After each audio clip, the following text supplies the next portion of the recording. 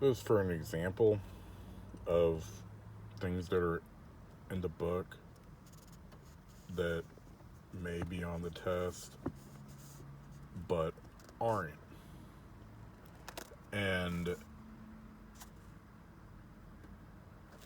the test goes crazy over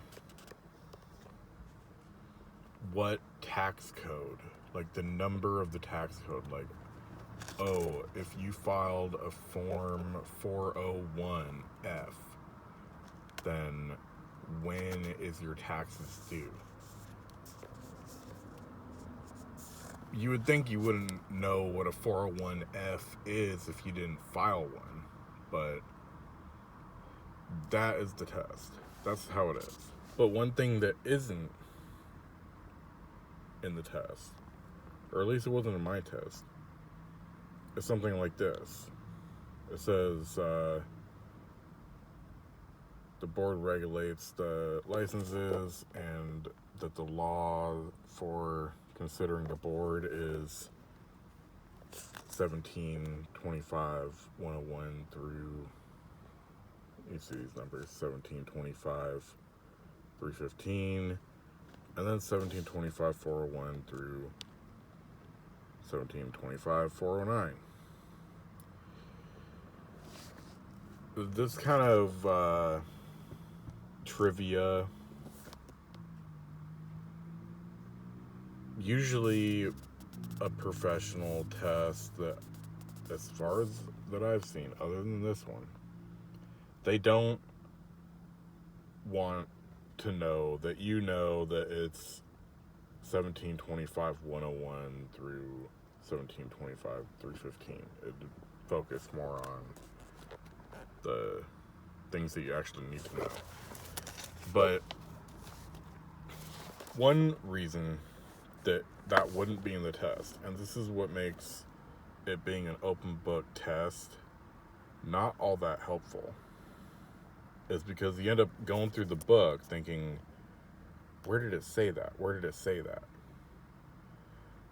And you look at that, and then the numbers are right here, too. So, in a lot of open book tests, you would think, or what I've seen in the past in college and, such, is an open book test, you go and they'll have a dumb question, dumb trivia like that, like, how do you find the definition of funds? 1725-402. So that's a lot of open book tests. This one, they don't ask about that,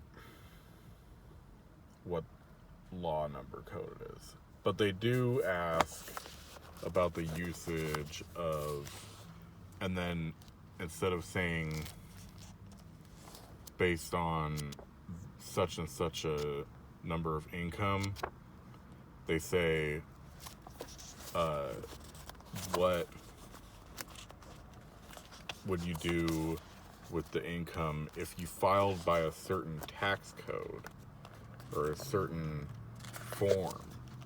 And then the form, you have to file a certain form if your company is making a certain amount, and then that form and that amount